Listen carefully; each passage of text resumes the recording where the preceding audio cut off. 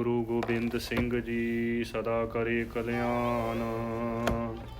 नानक गुरु गोबिंद सिंह जी सदा करे कल्याण। श्री राग महला पहला। लब कुत्ता कूड़ चूहड़ा, ठग खादा मुरदार। पर निंदा पर मल मुख सुधी, अगन क्रोध चंडाल। लब कुत्ता कूड़ चूहड़ा। ਵਾਹਿਗੁਰੂ ਜੀ ਕਾ ਖਾਲਸਾ ਵਾਹਿਗੁਰੂ ਜੀ ਕੀ ਫਤਿਹ। ਪਤਿਤ ਪਾਵਨ ਕਿਰਪਾ ਨਿਧਾਨ ਗਰੀਬ ਨਿਵਾਜ ਜੁਗੋ ਜੁਗ ਅਟਲ। ਧੰਨ ਧੰਨ ਸਤਿਗੁਰੂ ਸ੍ਰੀ ਗੁਰੂ ਗ੍ਰੰਥ ਸਾਹਿਬ ਜੀ ਦੀ ਪਾਵਨ ਪਵਿੱਤਰ ਨਿੱਘੀ ਗੋਦ ਵਿੱਚ ਗੁਰੂ ਰੂਪ ਗੁਰੂ ਖਾਲਸਾ ਸਾਧ ਸੰਗਤ ਜੀਓ, ਸਤਿਗੁਰੂ ਜੀ ਨੇ ਬੜੀ ਮਹਾਨ ਕਿਰਪਾ ਕੀਤੀ। ਪੰਡਿਤ ਜਨਾਂ ਨੇ ਸਤਿਗੁਰੂ ਜੀ ਦੇ ਚਰਨਾਂ ਕਮਲਾਂ 'ਚ ਬੇਨਤੀ ਕੀਤੀ ਕਿ ਸਤਿਗੁਰੂ ਜੀਓ ਕਿਰਪਾ ਕਰੋ। ਵੇਦ ਸ਼ਾਸਤਰ ਬੜੇ ਪੜ੍ਹੇ ਨੇ, ਧਾਰਮਿਕ ਗ੍ਰੰਥਾਂ ਦਾ ਅਧਿਐਨ ਕੀਤਾ, ਪਰ ਸਤਿਗੁਰੂ ਜੀਓ ਮਨ ਦੀ ਇਕਾਗਰਤਾ ਹਾਸਲ ਨਹੀਂ ਹੋਈ। ਮਨ ਟਿਕਿਆ ਨਹੀਂ ਹੈ, ਮਨ ਦੇ ਅੰਦਰ ਸ਼ਾਂਤੀ ਨਹੀਂ ਆਈ। ਉਹਨਾਂ ਦੀ ਬੇਨਤੀ ਸੁਣ ਕੇ ਸਤਿਗੁਰੂ ਸ੍ਰੀ ਗੁਰੂ ਨਾਨਕ ਦੇਵ ਜੀ ਮਹਾਰਾਜ ਚੋਜੀ ਪ੍ਰੀਤਮ ਸਤਿਗੁਰੂ ਜੀ ਆਪਣੇ ਸੁਭਾਏਮਾਨ ਮੁਖਾਰਬਿੰਦ ਤੋਂ ਬਚਨ ਉਚਾਰਨ ਕਰ ਰਹੇ ਨੇ, ਸ਼ਬਦ ਉਚਾਰਨ ਕੀਤਾ ਸਤਿਗੁਰੂ ਜੀ ਨੇ। ਆਓ ਜੀ ਇਹ ਸ਼ਬਦ ਦੀ ਵਿਚਾਰ ਸਰਵਣ ਕਰੀਏ, ਸਤਿਗੁਰੂ ਜੀ ਦੇ ਚਰਨਾਂ ਕਮਲਾਂ 'ਚ ਬੇਨਤੀ ਕਰੀਏ ਕਿ ਸਤਿਗੁਰੂ ਜੀਓ ਕਿਰਪਾ ਕਰੋ। ਆਪ ਜੀ ਦੀ ਬਾਣੀ ਦਾ ਸਿਧਾਂਤ ਬੜਾ ਉੱਚਾ ਹੈ। ਅਸੀਂ ਕਲਯੁਗੀ ਜੀਵ ਆਪ ਜੀ ਦੇ ਗੁਰਬਾਣੀ ਦੇ ਸਿਧਾਂਤ ਨੂੰ ਸਮਝ ਨਹੀਂ ਸਕਦੇ। ਕਿਰਪਾ ਕਰੋ ਜੀ, ਸਿਰ ਤੇ ਮਿਹਰ ਭਰਿਆ ਹੱਥ ਰੱਖੋ। ਅਗਾਧ ਬੋਧ ਬਾਣੀ ਦੀ ਵਿਚਾਰ ਆਪ ਹੀ ਕਰਵਾ ਲਓ ਜੀ। ਆਪ ਜੀ ਦੇ ਪਾਵਨ ਬਾਣੀ ਦੇ ਵਿੱਚ ਬਚਨ ਨੇ, ਬਾਣੀ ਬਿਰਲਾਓ ਵਿਚਾਰਸੀ ਜੇ ਕੋ ਗੁਰਮੁਖ ਹੋਏ। ਇਹ ਬਾਣੀ ਮਹਾਂਪੁਰਖ ਕੀ ਨਿਜ ਘਰ ਵਾਸਾ ਹੋਏ। ਸਤਿਗੁਰੂ ਜੀਓ ਆਪ ਹੀ ਕਿਰਪਾ ਕਰੋ ਜੀ। ਤਰਸ ਕਰਕੇ ਸਿਰ ਤੇ ਮਿਹਰ ਭਰਿਆ ਹੱਥ ਰੱਖ ਕੇ ਅਗਾਧ ਬੋਧ ਬਾਣੀ ਦੀ ਵਿਚਾਰ ਕਰਵਾ ਲਓ ਜੀ। ਸ੍ਰੀ ਰਾਗ ਮਹੱਲਾ ਪਹਿਲਾ। ਸ੍ਰੀ ਰਾਗ ਦੇ ਵਿੱਚ ਪਹਿਲੇ ਪਾਤਸ਼ਾਹ ਧੰਨ ਧੰਨ ਸਤਿਗੁਰੂ ਸ੍ਰੀ ਗੁਰੂ ਨਾਨਕ ਦੇਵ ਜੀ ਦਾ ਉਚਾਰਨ ਕੀਤਾ ਹੋਇਆ ਸ਼ਬਦ ਹੈ। ਸ੍ਰੀ ਰਾਗ, ਰਾਗਾਂ ਵਿੱਚ ਸ੍ਰੀ ਰਾਗ ਹੈ ਜੇ ਸੱਚ ਧਰੇ ਪਿਆਰ। ਇਹ ਸਤਿਗੁਰੂ ਜੀ ਨੇ ਆਪਣੀ ਪਾਵਨ ਬਾਣੀ ਦੇ ਵਿੱਚ ਬਚਨ ਕੀਤੇ। ਸਭ ਤੋਂ ਪਹਿਲਾਂ ਸ੍ਰੀ ਜਪਜੀ ਸਾਹਿਬ, ਸ੍ਰੀ ਰਹਿਰਾਸ ਸਾਹਿਬ ਜੀ ਦੇ ਕੁਝ ਸ਼ਬਦ ਤੇ ਉਸ ਤੋਂ ਉਪਰੰਤ ਕੀਰਤਨ ਸੋਹਿਲਾ ਸਾਹਿਬ, ਤੇ ਫਿਰ ਸ੍ਰੀ ਰਾਗ ਦੀ ਬਾਣੀ ਪ੍ਰਾਰੰਭ ਹੁੰਦੀ ਹੈ। ਤੋ ਗੁਰੂ ਕੇ ਸਿੱਖੋ ਪ੍ਰਥਮ ਰਾਗ ਵੀ ਸ੍ਰੀ ਰਾਗ ਹੀ ਹੈ, ਤੇ ਰਾਗਾਂ ਵਿੱਚ ਸ੍ਰੀ ਰਾਗ ਹੈ ਜੇ ਸੱਚ ਧਰੇ ਪਿਆਰ। ਸਦਾ ਸੱਚ ਹਰ ਮਨ ਵਸੈ ਨਿਹਚਲ ਮਤ ਅਪਾਰ। ਇਸ ਪ੍ਰਕਾਰ ਦੇ ਬਚਨ ਸਤਿਗੁਰੂ ਜੀ ਨੇ ਉਚਾਰਨ ਕੀਤੇ। ਆਓ ਜੀ ਬੜੇ ਪਿਆਰ ਦੇ ਸਹਿਤ ਸ੍ਰੀ ਰਾਗ ਦੇ ਵਿੱਚ ਜਿਹੜਾ ਸ਼ਬਦ ਉਚਾਰਨ ਕੀਤਾ ਹੈ ਨਾ, ਪਹਿਲੇ ਪਾਤਸ਼ਾਹ ਧੰਨ ਧੰਨ ਸਤਿਗੁਰੂ ਸ੍ਰੀ ਗੁਰੂ ਨਾਨਕ ਦੇਵ ਜੀ ਨੇ, ਗੁਰੂ ਕੇ ਸ਼ਬਦ ਦੀ ਵਿਚਾਰ ਸਰਵਣ ਕਰਕੇ ਲਾਹੇ ਪ੍ਰਾਪਤ ਕਰੀਏ ਜੀ। ਲੱਭ ਕੁੱਤਾ ਕੂੜ ਚੂਹੜਾ। ਸਤਿਗੁਰੂ ਜੀ ਬਚਨ ਕਰਨ ਲੱਗੇ ਕਿ ਇਹ ਪੰਡਿਤ ਜਨੋ, ਤੁਹਾਡੇ ਅੰਦਰ ਜਿਹੜੇ ਔਗਣ ਨੇ ਨਾ, ਸਭ ਤੋਂ ਪਹਿਲਾਂ ਤਾਂ ਲੱਭ ਹੈ ਪਦਾਰਥਾਂ ਨੂੰ ਇਕੱਠੇ ਕਰਨ ਦਾ ਤੇ ਬਹੁਤੇ ਜ਼ਿਆਦੇ ਸਵਾਦਲੇ ਪਦਾਰਥ ਛਕਣ ਦਾ। ਤੁਹਾਡੇ ਅੰਦਰ ਲੱਭ ਬਹੁਤਾ ਜ਼ਿਆਦਾ ਹੈ। ਜਿਹੜਾ ਲੱਭ ਹੈ ਨਾ, ਇਹ ਕੁੱਤਾ ਹੈ। ਤੁਹਾਡੇ ਅੰਦਰ ਇਹ ਕੁੱਤਾ ਹੈ, ਇਹ ਮੰਨ ਲੈਣਾ ਕਰੋ। ਸਤਿਗੁਰੂ ਜੀ ਨੇ ਇਹ ਆਪਣੇ ਸੁਭਾਏਮਾਨ ਮੁਖਾਰਬਿੰਦ ਤੋਂ ਬਚਨ ਕੀਤੇ। ਜਿਵੇਂ ਗੁਰੂ ਕੀ ਬਾਣੀ ਦੇ ਵਿੱਚ ਬਚਨ ਨੇ ਕਿ ਲੋਭ ਲਹਿਰ ਸਭ ਸੁਆਨ ਹਲਕ ਹੈ, ਹਲਕਿਓ ਸਭੈ ਬੇਕਾਰੇ। ਜਿਹੜੀ ਲੋਭ ਦੀ ਲਹਿਰ ਹੈ ਨਾ, ਕਿ ਪਦਾਰਥਾਂ ਨੂੰ ਇਕੱਠੇ ਕਰੀ ਜਾਣਾ, ਇਹ ਵੀ ਪਦਾਰਥ ਮੇਰੇ ਪਾਸ ਹੋਵੇ, ਇਹ ਵੀ ਜਿਹੜਾ ਦੂਜੇ ਦੇ ਘਰ ਦੇ ਵਿੱਚ ਪਦਾਰਥ ਹੈ ਨਾ, ਇਹ ਮੈਨੂੰ ਮਿਲ ਜਾਵੇ। ਪਦਾਰਥਾਂ ਨੂੰ ਇਕੱਠੇ ਕਰਨ ਦਾ ਲੱਭ ਤੇ ਖਾਣ ਦਾ ਲੱਭ ਤੋ ਸਤਿਗੁਰੂ ਜੀ ਬਚਨ ਕਰਦੇ ਨੇ ਕਿ ਲੋਭ ਲਹਿਰ ਸਭ ਸਵਾਨ ਹਲਕ ਹੈ, ਹਲਕਿਓ ਸਭੇ ਬਿਗਾਰੇ, ਹਲਕੇ ਕੁੱਤੇ ਦੀ ਨਿਆਈ ਹੈ। ਲੋਭੀ ਕਾ ਵਿਸਾਹੋ ਨਾ ਕੀਜਈ, ਜੇ ਕਾ ਪਾਰ ਵਸਾਏ। ਕਹਿੰਦੇ ਲੋਭੀ ਹੈ ਨਾ ਜਿਹੜਾ, ਉਹਦਾ ਵਿਸਾਹ ਨਹੀਂ ਕਰਨਾ ਚਾਹੀਦਾ, ਉਹਦਾ ਭਰੋਸਾ ਨਹੀਂ ਕਰਨਾ ਚਾਹੀਦਾ। ਲੋਭੀ ਬੰਦਾ ਲੋਭ ਦੇ ਵਿੱਚ ਇੰਨਾ ਗਲਤਾਨ ਹੋ ਜਾਂਦਾ ਹੈ, ਆਪਣੇ ਮਾਤਾ ਪਿਤਾ ਨੂੰ ਵੀ ਨਹੀਂ ਬਖਸ਼ਦਾ, ਭੈਣ ਭਰਾਵਾਂ ਨੂੰ ਵੀ, ਆਪਣੇ ਸਕਿਆਂ ਨੂੰ ਨਹੀਂ ਬਖਸ਼ਦਾ ਲੋਭੀ ਬੰਦਾ। ਲੋਭੀ ਨਰ ਧਨ ਕਾ ਹਿਤਕਾਰੀ, ਇਹ ਸਤਿਗੁਰੂ ਜੀ ਨੇ ਬਾਣੀ ਦੇ ਵਿੱਚ ਬਚਨ ਕਹੇ ਨੇ। ਤੋ ਸਤਿਗੁਰੂ ਜੀ ਨੇ ਬਚਨ ਕੀਤੇ ਕਿ ਲੱਭ ਕੁੱਤਾ, ਜਿਹੜਾ ਲੱਭ ਹੈ ਨਾ ਤੁਹਾਡੇ ਅੰਦਰ, ਇਹ ਕੁੱਤਾ ਹੈ। ਤੇ ਫਿਰ ਕਹਿੰਦੇ ਕੂੜ ਚੂਹੜਾ, ਕੂੜ ਚੂਹੜਾ ਜਿਹੜਾ ਝੂਠ ਬੋਲਣਾ ਹੈ, ਕੂੜ ਹੈ ਜਿਹੜਾ ਝੂਠ ਦੇ ਨਾਲ ਪ੍ਰੀਤੀ ਹੈ ਜਿਹੜੀ, ਇਹ ਚੂਹੜਾ ਹੈ, ਚੰਡਾਲ ਹੈ। ਤੋ ਚੰਡਾਲ ਬਿਰਤੀ ਹੈ ਨਾ ਜਿਹੜੀ, ਉਹ ਬਹੁਤ ਜ਼ਿਆਦਾ ਬੁਰੀ ਹੈ। ਜਦੋਂ ਚੰਡਾਲ ਕਿਸੇ ਦੇ ਸਿਰ ਤੇ ਉੱਪਰ ਸਵਾਰ ਹੋ ਜਾਵੇ ਤੇ ਫਿਰ ਉਹਨੂੰ ਚੰਗੇ ਮਾੜੇ ਦੀ ਸੋਝੀ ਨਹੀਂ ਰਹਿੰਦੀ। ਇਸ ਕਰਕੇ ਸਤਿਗੁਰੂ ਜੀ ਬਚਨ ਕਹਿੰਦੇ ਨੇ, ਜਿਹੜਾ ਝੂਠ ਬੋਲਦੇ ਹੋ ਨਾ, ਜਿਹੜਾ ਝੂਠ ਬੋਲਦੇ ਹੋ, ਝੂਠ ਦੀ ਕਮਾਈ ਕਰਦੇ ਹੋ, ਇਹ ਕੂੜ ਚੂਹੜਾ, ਇਹ ਚੰਡਾਲ ਹੈ ਤੁਹਾਡੇ ਅੰਦਰ।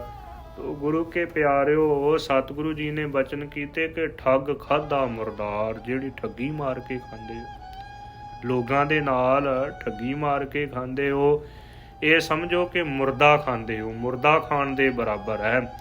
ਤੇ ਕੂੜ ਚੂਹੜਾ।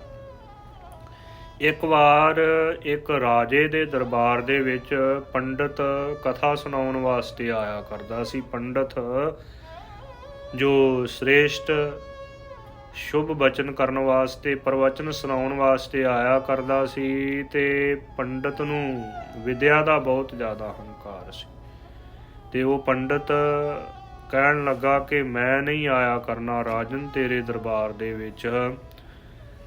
ਰਾਜੇ ਨੇ ਆਪਣੇ ਵਜ਼ੀਰ ਨੂੰ ਭੇਜਿਆ, ਅਹਿਲਕਾਰਾਂ ਨੂੰ ਭੇਜਿਆ, ਜਿਹੜੇ ਵਜ਼ੀਰ ਅਮੀਰ ਸਾਰੇ ਸਨ, ਖਜ਼ਾਨਚੀ ਸਨ, ਵੱਡੇ ਅਹੁਦਿਆਂ ਵਾਲੇ ਸਨ, ਉਹਨਾਂ ਨੂੰ ਭੇਜਿਆ। ਸਾਰੇ ਚਲੇ ਗਏ ਜਾਏ, ਪਰ ਹੰਕਾਰੀ ਪੰਡਤ ਫੇਰ ਵੀ ਨਾ ਆਇਆ ਰਾਜੇ ਦੇ ਦਰਬਾਰ ਦੇ ਵਿੱਚ। ਤੋ ਜਦੋਂ ਨਾ ਪੰਡਤ ਆਇਆ, ਸਾਰੇ ਥੱਕ ਹਾਰ ਗਏ, ਜਵਾਬ ਦੇ ਦਿੱਤਾ, ਕਹਿਣ ਲੱਗੇ ਪੰਡਤ ਆਉਂਦਾ ਨਹੀਂ ਹੈ। ਸਭਾ ਦੇ ਵਿੱਚ ਖੜਾ ਹੋ ਕੇ ਇੱਕ ਭੰਗੀ ਨੇ ਇਹ ਕਿਹਾ ਕਿ ਰਾਜਨ, ਜੇ ਮੈਨੂੰ ਹੁਕਮ ਹੋਵੇ ਤੇ ਮੈਂ ਪੰਡਤ ਨੂੰ ਲਿਆਵਾਂ। ਰਾਜਾ ਕਹਿਣ ਲੱਗਾ ਕਿ ਇੰਨੇ ਅਹਿਲਕਾਰ ਗਏ ਨੇ, ਵੱਡੇ ਅਹੁਦਿਆਂ ਵਾਲੇ ਗਏ ਨੇ, ਉਹਨਾਂ ਦੇ ਕਹੇ ਪੰਡਤ ਆਇਆ ਨਹੀਂ, ਤੇਰੇ ਕਹੇ ਕਿਵੇਂ ਆ ਜਾਵੇਗਾ। ਭੰਗੀ ਕਹਿਣ ਲੱਗਾ ਮੈਨੂੰ ਤਰੀਕਾ ਹੈ। ਰਾਜੇ ਨੇ ਹੁਕਮ ਦੇ ਦਿੱਤਾ। ਰਾਜੇ ਦਾ ਹੁਕਮ ਸੁਣ ਕੇ ਭੰਗੀ ਉਹਨੂੰ ਪੰਡਤ ਨੂੰ ਲੈਣ ਵਾਸਤੇ ਗਿਆ।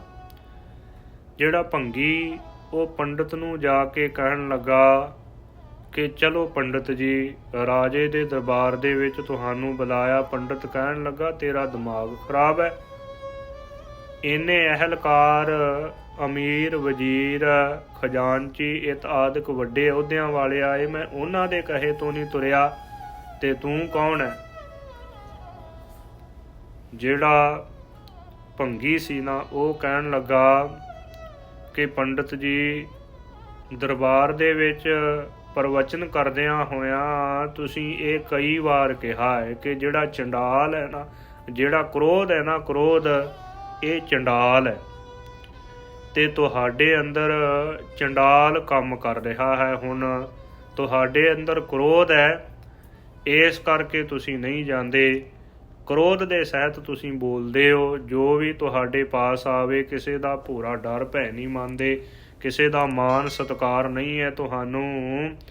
ਮੈਂ ਇਸੇ ਕਰਕੇ ਤੁਹਾਨੂੰ ਲੈਣ ਆਇਆ ਕਿ ਤੁਹਾਡੇ ਹਿਰਦੇ ਦੇ ਵਿੱਚ ਮੇਰਾ ਭਰਾ ਹੈ, ਕਿਉਂਕਿ ਮੈਂ ਵੀ ਚੰਡਾਲ ਹਾਂ ਤੇ ਤੁਸੀਂ ਆਪ ਕਿਹਾ ਹੈ। ਪ੍ਰਵਚਨ ਕਰਦਿਆਂ ਹੋਇਆਂ ਰਾਜੇ ਦੇ ਦਰਬਾਰ ਦੇ ਵਿੱਚ ਤੁਸੀਂ ਆਪ ਕਿਹਾ ਕਿ ਜਦੋਂ ਬੰਦੇ ਦੇ ਮਨ ਦੇ ਵਿੱਚ, ਜਦੋਂ ਬੰਦੇ ਦੇ ਅੰਦਰ ਕ੍ਰੋਧ ਜਾਗੇ ਤੇ ਉਹ ਸਮਝੋ ਕਿ ਚੰਡਾਲ ਹੈ ਉਹਦੇ ਅੰਦਰ, ਤੁਹਾਡੇ ਅੰਦਰ ਮੇਰਾ ਭਰਾ ਚੰਡਾਲ ਹੈ।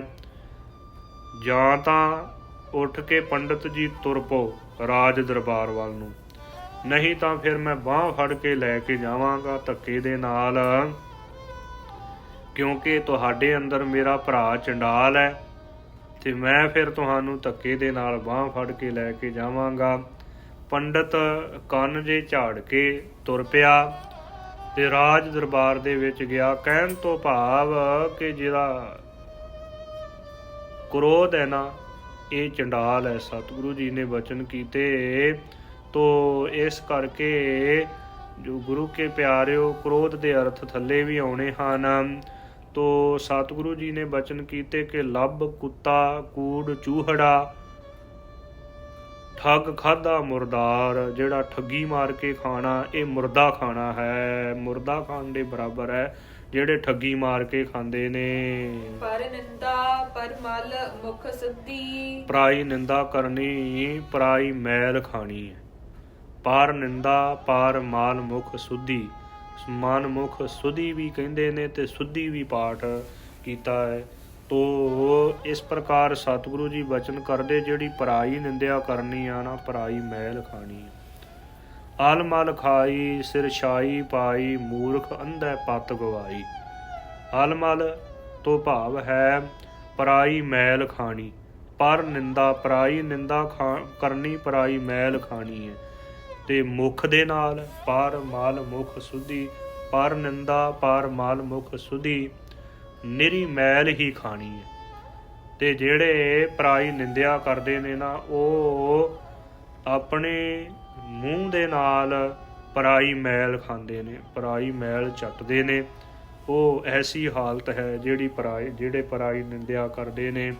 ਸੱਚ ਬਚਨ ਕਹਿ ਦੇਣਾ ਉਹ ਨਿੰਦਿਆ ਨਹੀਂ ਹੈ। ਜੇ ਸ਼ੇਰ ਨੂੰ ਸ਼ੇਰ ਕਹਿ ਦੇਵੇ ਤੇ ਉਹ ਨਿੰਦਿਆ ਨਹੀਂ ਹੈ।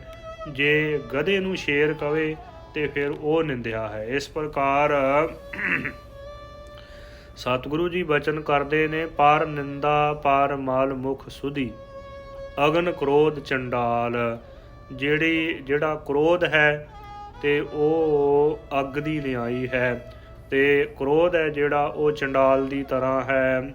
ਜਿਸ ਦੇ ਅੰਦਰ ਕ੍ਰੋਧ ਆ ਗਿਆ ਤੇ ਮਾਨੋ ਚੰਡਾਲ ਹੈ, ਚੰਡਾਲ ਜੈਸੀ ਬਿਰਤੀ ਹੋ ਜਾਂਦੀ ਹੈ। ਜਿਵੇਂ ਆਪਾਂ ਆਪ ਜੀ ਨੇ ਸਾਖੀ ਪਹਿਲਾਂ ਸਰਵਣ ਕਰ ਲਈ ਹੈ, ਤੋ ਐਸੀ ਹਾਲਤ ਹੈ। ਅਗਨ ਕ੍ਰੋਧ ਚੰਡਾਲ, ਤੇ ਪਰਾਈ ਨਿੰਦਿਆ ਕਰਨੀ ਪਰਾਈ ਮੈਲ ਖਾਣ ਦੇ ਬਰਾਬਰ ਹੈ। ਜਿਵੇਂ ਭਗਤ ਕਬੀਰ ਜੀ ਨੇ ਬਚਨ ਕੀਤੇ ਨੇ ਕਿ ਨਿੰਦਾਓ ਨਿੰਦਾਓ ਮੋਹ ਕਾ ਲੋਗ ਨਿੰਦਾਓ, ਨਿੰਦਾ ਜਨ ਕਉ ਖਰੀ ਪਿਆਰੀ, ਨਿੰਦਾ ਬਾਪ ਨਿੰਦਾ ਮਹਿਤਾਰੀ। ਨਿੰਦਾ ਹੋਏ ਤਾਂ ਬੈਕੁੰਠ ਜਾਈਐ, ਨਾਮ ਪਦਾਰਥ ਮਨਹਿ ਬਸਾਈਐ। ਹਿਰਦੈ ਸੁਧ ਜਾਉ ਨਿੰਦਾ ਹੋਏ, ਹਮਰੇ ਕਪਰੇ ਨਿੰਦਕ ਧੋਏ। ਨਿੰਦਾ ਹਮਰੀ ਪ੍ਰੇਮ ਪਿਆਰ, ਨਿੰਦਾ ਹਮਰਾ ਕਰੈ ਉਧਾਰ।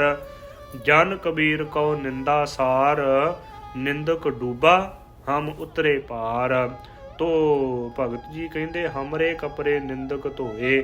ਫਿਰ ਇਹ ਵੀ ਬਚਨ ਕਹੇ ਨੇ ਕਿ ਨਿੰਦਾ ਹਮਰੀ ਪ੍ਰੇਮ ਪਿਆਰ, ਨਿੰਦਾ ਹਮਰਾ ਕਰੈ ਉਧਾਰ। ਫਿਰ ਬਚਨ ਕਰਦੇ ਨੇ ਭਗਤ ਕਬੀਰ ਜੀ ਕਿ ਨਿੰਦਾ ਬਾਪ ਨਿੰਦਾ ਮਹਿਤਾਰੀ, ਨਿੰਦਿਆ ਕਰਨ ਵਾਲਾ ਮੇਰਾ ਬਾਪ ਹੈ, ਨਿੰਦਾ ਮੇਰੀ ਮਾਂ ਹੈ, ਨਿੰਦਿਆ ਕਰਨ ਵਾਲਾ ਮੇਰੀ ਮਾਂ ਹੈ। ਕਿਉਂਕਿ ਜਿਹੜੀ ਮਾਂ ਹੈ ਨਾ, ਮਾਂ ਉਹ ਬੱਚੇ ਦੀ ਗੰਦਗੀ, ਬੱਚੇ ਦਾ ਮਲ ਮੂਤਰ ਹੱਥਾਂ ਦੇ ਨਾਲ ਸਾਫ਼ ਕਰਦੀ ਹੈ। ਪਰ ਜਿਹੜਾ ਨਿੰਦਕ ਆ ਨਾ, ਨਿੰਦਿਆ ਕਰਨ ਵਾਲਾ, ਉਹ ਆਪਣੀ ਜ਼ੁਬਾਨ ਦੇ ਨਾਲ ਨਿੰਦਿਆ ਕਰਕੇ ਪਰਾਈ ਮੈਲ ਖਾਂਦਾ ਹੈ। ਇਸ ਕਰਕੇ ਭਗਤ ਕਬੀਰ ਜੀ ਨੇ ਵੀ ਬਚਨ ਕੀਤੇ ਨੇ। ਇੱਥੇ ਸਤਿਗੁਰੂ ਸ੍ਰੀ ਗੁਰੂ ਨਾਨਕ ਦੇਵ ਜੀ ਵੀ ਬਚਨ ਕਰਦੇ ਕਿ ਪਰ ਨਿੰਦਾ ਪਰ ਮਾਲ ਮੁਖ ਸੁਧੀ। ਪਰਾਈ ਨਿੰਦਿਆ ਕਰਨ ਵਾਲਾ ਪਰਾਈ ਮੈਲ ਆਪਣੇ ਮੁਖ ਦੇ ਨਾਲ ਨਿਰੀ ਮੈਲ ਹੀ ਖਾਂਦਾ ਹੈ। ਸੁਧੀ ਭਾਵ ਕੇ ਨਿਰੀ ਮੈਲ ਹੀ ਖਾਂਦਾ ਹੈ। ਅਗਨ ਕ੍ਰੋਧ ਚੰਡਾਲ, ਤੇ ਜਿਹੜਾ ਕ੍ਰੋਧ ਹੈ ਉਹ ਅੱਗ ਦੀ ਤਰ੍ਹਾਂ ਹੈ। ਜੋ ਕਹਿਣ ਤੋਂ ਭਾਵ ਕਿ ਜਦੋਂ ਬੰਦੇ ਦੇ ਮਨ ਦੇ ਵਿੱਚ ਕ੍ਰੋਧ ਆ ਜਾਵੇ, ਉਸ ਸਮੇਂ ਮੰਨ ਲਓ ਕਿ ਅੱਗ ਦੇ ਭਾਂਬੜ ਹੀ ਬਲਦੇ ਨੇ ਉਹਦੇ ਅੰਦਰ। ਜਿਸ ਦੇ ਅੰਦਰ ਕ੍ਰੋਧ ਆ ਜਾਵੇ, ਕ੍ਰੋਧ ਐਸਾ ਹੈ ਕਿ ਵੱਡੇ ਵੱਡੇ ਸੂਝਵਾਨਾਂ ਨੂੰ ਅੰਨੇ ਕਰ ਦਿੰਦਾ। ਕ੍ਰੋਧ ਆ ਜਾਵੇ ਤੇ ਜੀਵ ਨੂੰ ਸੁਝਦਾ ਨਹੀਂ ਹੈ ਕੁਝ। ਇਸ ਕਰਕੇ ਤਾਂ ਹੀ ਤਾਂ ਕਹਿੰਦੇ ਨੇ ਕਿ ਸਤਿਗੁਰੂ ਸ੍ਰੀ ਗੁਰੂ ਗੋਬਿੰਦ ਸਿੰਘ ਸਾਹਿਬ ਜੀ ਮਹਾਰਾਜ ਸਤਿਗੁਰੂ ਜੀ ਦੇ ਜੰਗ ਦੇ ਪ੍ਰਸੰਗ ਸੁਣੀਏ ਤੇ ਉਹਦੇ ਵਿੱਚ ਕਹਿੰਦੇ ਨੇ ਸਤਿਗੁਰੂ ਜੀ ਨੂੰ ਵੀਰ ਰਸ ਆਇਆ। ਸਿੰਘਾਂ ਨੇ ਜੰਗ ਬੜੀ ਦਲੇਰੀ ਦੇ ਨਾਲ ਕੀਤਾ, ਵੀਰ ਰਸ ਦੇ ਨਾਲ ਕੀਤਾ। ਸਿੰਘਾਂ ਨੂੰ ਵੀਰ ਰਸ ਆਉਂਦਾ ਹੈ ਤੇ ਆਮ ਜਿਹੜਾ ਮਨਮੁਖ ਬੰਦਾ ਹੁੰਦਾ ਉਹਨੂੰ ਕ੍ਰੋਧ ਆਉਂਦਾ ਹੈ, ਉਹਨੂੰ ਸੋਝੀ ਨਹੀਂ ਰਹਿੰਦੀ। ਜਦੋਂ ਗੁਰੂ ਕੇ ਸਿੱਖ ਨੂੰ ਯੋਧੇ ਨੂੰ ਵੀਰ ਰਸ ਆਵੇ ਤੇ ਉਹਨੂੰ ਸਾਰੀ ਸੋਝੀ ਹੁੰਦੀ ਹੈ ਕਿ ਇਹ ਦੁਸ਼ਮਣ ਕੈਸਾ ਹੈ, ਇਹਨੂੰ ਕਿਸ ਪ੍ਰਕਾਰ ਡੰਡ ਦੇਣਾ ਹੈ। ਤੋ ਗੁਰੂ ਕਾ ਸਿੱਖ ਸੂਝ-ਬੂਝ ਦੇ ਨਾਲ ਜੋ ਦੁਸ਼ਟਾਂ ਦਾ ਖਾਤਮਾ ਕਰਦਾ ਹੈ।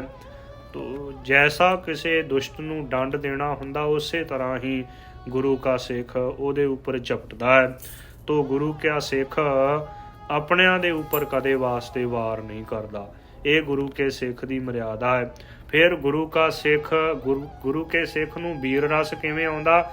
ਗੁਰੂ ਕਾ ਸਿੱਖ ਵੱਡੇ ਦੇ ਉੱਪਰ ਵਾਰ ਕਰਦਾ ਹੈ, ਆਪਣੇ ਤੋਂ ਗਰੀਬ ਦੇ ਉੱਪਰ, ਨਿਮਾਣੇ ਲਿਤਾੜੇ ਦੇ ਉੱਪਰ ਨਹੀਂ।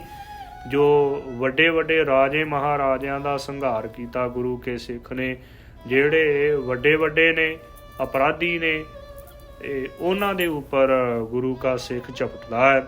ਇਸ ਕਰਕੇ ਗੁਰੂ ਕੇ ਸਿੱਖ ਨੂੰ ਵੀਰ ਰਸ ਆਉਂਦਾ ਹੈ। ਆਮ ਜਿਹੜੇ ਮਨਮੁਖ ਜੀਵ ਨੇ ਉਹਨਾਂ ਨੂੰ ਕ੍ਰੋਧ ਆਉਂਦਾ ਹੈ। ਤੋ ਕ੍ਰੋਧੀ ਉਹਨਾਂ ਦੇ ਅੰਦਰ ਮਾਨੋ ਕਿ ਅੱਗ ਦੇ ਭਾਂਬੜ ਹੀ ਬਲਦੇ ਨੇ। ਤੇ ਕ੍ਰੋਧ ਚੰਡਾਲ, ਕ੍ਰੋਧ ਹੈ ਨਾ ਜਿਹੜਾ, ਜਿਸ ਦੇ ਸਿਰ ਦੇ ਉੱਪਰ ਕ੍ਰੋਧ ਸਵਾਰ ਹੋ ਜਾਵੇ ਉਹ ਮਾਨੋ ਚੰਡਾਲ ਜੈਸੀ ਬਿਰਤੀ ਹੋ ਜਾਂਦੀ ਹੈ ਉਹਦੀ। ਰਸ ਕਸ ਆਪ ਸਲਾਹਣਾ। ਤੋ ਸਤਿਗੁਰੂ ਜੀ ਬਚਨ ਕਰਦੇ ਨੇ ਰਸ ਕਸ ਭੋਗਣੇ ਤੇ ਫਿਰ ਆਪਣੇ ਆਪ ਦੀ ਸਿਫਤ ਸਲਾਹ ਕਰਨੀ। ਰਸ ਕਸ ਆਪ ਸਲਾਹਣਾ। ਰਸ ਕਸ, ਕਸ ਤੋਂ ਭਾਵ ਹੈ ਰਸਦਾਇਕ ਵਸਤੂਆਂ ਤੇ ਰਸਦਾਇਕ ਭੋਜਨ। ਤੇ ਫਿਰ ਕਸ ਕਸੀਸ ਦੇ ਕੇ ਕੱਢੇ ਹੋਏ, ਜਿਵੇਂ ਸ਼ਰਾਬ ਆਦਿਕ ਬੜੀ ਹਿਕਮਤ ਦੇ ਨਾਲ ਕੱਢੀ ਜਾਂਦੀ ਹੈ। ਸ਼ਰਾਬ ਆਦਿਕ ਕਸੀਸ ਦੇ ਕੇ ਭਾਵ ਕਿ ਅਨੇਕਾਂ ਤਰ੍ਹਾਂ ਦੇ ਯਤਨ ਕਰਕੇ ਤੇ ਜੋ ਅਨੇਕਾਂ ਵਸਤੂਆਂ ਦਾ ਰਸ ਕੱਢ ਕੇ ਤੇ ਫਿਰ ਸ਼ਰਾਰਤ ਦਾ ਪਾਣੀ ਤਿਆਰ ਕੀਤਾ ਜਾਂਦਾ ਹੈ। ਸ਼ਰ ਜਮਾ ਆਬ ਭਾਵ ਕਿ ਸ਼ਰਾਰਤ ਦਾ ਪਾਣੀ। ਤੇ ਕਸੀਸ ਦੇ ਕੇ ਕੱਢੇ ਹੋਏ ਰਸ ਖਾ ਪੀ ਕੇ ਤੇ ਫਿਰ ਆਪ ਸਲਾਹਣਾ, ਆਪਣੇ ਆਪ ਦੀ ਸਿਫਤ ਸਲਾਹ ਕਰਨੀ। ਸੋ ਦੇਖਿਆ ਸੁਣਿਆ ਹੋਵੇਗਾ ਸ਼ਰਾਬੀ ਕਿਵੇਂ ਆਪਣੇ ਆਪ ਨੂੰ ਹੀ ਸੁਣਾਉਂਦੇ ਨੇ, ਤੇ ਜੇ ਉਹਨਾਂ ਦੇ ਕੋਈ ਮਾੜੀ ਦੀ ਉਲਟ ਗੱਲ ਕੀਤੀ ਜਾਵੇ ਉਸੇ ਵੇਲੇ ਲੜ ਪੈਂਦੇ ਨੇ, ਲੜਨ ਨੂੰ ਤਿਆਰ ਹੀ ਰਹਿੰਦੇ ਨੇ। ਰਸ ਖਸ ਖਾਣੇ ਪੀਣੇ ਤੇ ਆਪਣੇ ਆਪ ਨੂੰ ਸੁਲਾਉਣਾ। ਇਹ ਕਰਮ ਮੇਰੇ ਕਰਤਾਰ। ਇਹ ਕਰਤਾ ਪੁਰਖ ਪਰਮੇਸ਼ਰ ਵਾਹਿਗੁਰੂ ਜੀਓ, ਮੇਰੇ ਐਸੇ ਕਰਮ ਨੇ, ਇਸੇ ਕਰਕੇ ਹੀ ਮੈਂ ਜੂਨਾਂ ਦੇ ਵਿੱਚ ਭਟਕ ਰਿਹਾ ਹਾਂ। ਪਿਛਲੇ ਜਨਮਾਂ ਦੇ ਵਿੱਚ ਮੈਂ ਅਨੇਕਾਂ ਹੀ ਕਰਮ ਐਸੇ ਕੀਤੇ ਨੇ। ਤੋ ਇਸੇ ਕਰਕੇ ਹੀ ਜੋ ਵਾਰ-ਵਾਰ ਮੈਨੂੰ ਜਨਮ ਲੈਣਾ ਪੈ ਰਿਹਾ ਹੈ। ਇਹ ਕਰਤਾ ਪੁਰਖ ਪਰਮੇਸ਼ਰ ਵਾਹਿਗੁਰੂ ਜੀਓ, ਮੇਰੇ ਕਰਮ ਐਸੇ ਨੇ। ਬਾਬਾ ਬੋਲੀਐ ਪਤ ਹੋਏ। ਬਾਬਾ ਧੰਨ ਧੰਨ ਸਤਿਗੁਰੂ ਸ੍ਰੀ ਗੁਰੂ ਨਾਨਕ ਦੇਵ ਜੀ ਮਹਾਰਾਜ ਚੋਜੀ ਪ੍ਰੀਤਮ ਸਤਿਗੁਰੂ ਜੀ ਬਚਨ ਕਹਿੰਦੇ ਨੇ। ਬਾਬਾ ਜਿਹੜੇ ਪੰਡਿਤ ਨੇ ਨਾ ਉਹ ਵੀ ਵੱਡੀ ਉਮਰ ਦੇ ਨੇ। ਇਸ ਕਰਕੇ ਸਤਿਗੁਰੂ ਜੀ ਨੇ ਸਤਿਕਾਰ ਦੇ ਸਹਿਤ ਬਚਨ ਕੀਤੇ ਕਿ ਇਹ ਪੰਡਿਤ ਜਨੋ, ਤੁਸੀਂ ਬੜੇ ਸਿਆਣੇ ਹੋ, ਵਿਦਵਾਨ ਹੋ, ਪਰ ਉਹ ਬਚਨ ਬੋਲਣੇ ਚਾਹੀਦੇ ਨੇ ਜਿਨ੍ਹਾਂ ਦੇ ਨਾਲ ਪਤ ਆਬਰੂ ਇੱਜ਼ਤ ਰਹਿ ਆਵੇ। ਉਹ ਬਚਨ ਬੋਲੀਏ। ਭਗਤ ਕਬੀਰ ਜੀ ਨੇ ਵੀ ਬਚਨ ਕੀਤੇ ਨੇ ਕਿ ਬਾਬਾ ਬੋਲਣਾ ਕਿਆ ਕਹੀਐ, ਜੈਸੇ ਰਾਮ ਨਾਮ ਰਵ ਰਹੀਐ। ਬੋਲਤ ਬੋਲਤ ਬੜ੍ਹੇ ਬੇਕਾਰਾ, ਬਿਨ ਬੋਲੇ ਕਿਆ ਕਰੇ ਵਿਚਾਰਾ। ਜੇ ਬੋਲੀ ਜਾਈਏ ਤੇ ਫਿਰ ਵਿਕਾਰ ਵੱਧਦੇ ਨੇ, ਲੜਾਈ ਬਹੁਤੀ ਜ਼ਿਆਦਾ ਵੱਧ ਜਾਂਦੀ ਹੈ। ਚੁੱਪ ਧਾਰਨ ਕਰੀਏ ਤੇ ਜਿਵੇਂ ਕਹਿੰਦੇ ਨੇ, ਕਹਾਵਤ ਹੈ ਕਿ ਇੱਕ ਚੁੱਪ 100 ਸੁੱਖ।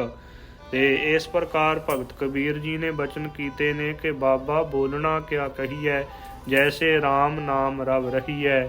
ਤੋ ਬੋਲਣਾ ਕੀ ਕਹੀਏ, ਬੋਲੀਏ ਉਹ ਬਚਨ ਬੋਲੀਏ ਜਿਸ ਕਰਕੇ ਪ੍ਰਮਾਤਮਾ ਦੇ ਨਾਮ ਦਾ ਲਾਹਾ ਮਿਲੇ। ਉਹ ਬਚਨ ਬੋਲਣੇ ਚਾਹੀਦੇ ਨੇ। ਬਾਬਾ ਬੋਲੀਏ ਪਤ ਹੋਏ। ਸਤਿਗੁਰੂ ਜੀ ਕਹਿੰਦੇ ਨੇ ਕਿ ਪੰਡਿਤ ਜਨੋ ਉਹ ਬਚਨ ਬੋਲਣੇ ਚਾਹੀਦੇ ਨੇ ਜਿਨ੍ਹਾਂ ਬਚਨਾਂ ਦੇ ਨਾਲ ਪਤ ਆਬਰੂ ਇੱਜ਼ਤ ਰਹਿ ਆਵੇ। ਸਾਡੀ ਦੁਨੀਆ ਦੇ ਉੱਪਰ ਪਤ ਆਬਰੂ ਇੱਜ਼ਤ ਹੋਵੇ, ਉਹ ਬਚਨ ਬੋਲਣੇ ਚਾਹੀਦੇ ਨੇ। ਪਰਮਾਤਮਾ ਦੀ ਦਰਗਾਹ ਦੇ ਵਿੱਚ ਵੀ ਸਾਡੀ ਪਤ ਆਬਰੂ ਇੱਜ਼ਤ ਰਹੇ, ਸਾਡੀ ਜੈ ਜੈਕਾਰ ਹੋਵੇ, ਉਹ ਬਚਨ ਬੋਲਣਾ ਕਰੀਏ।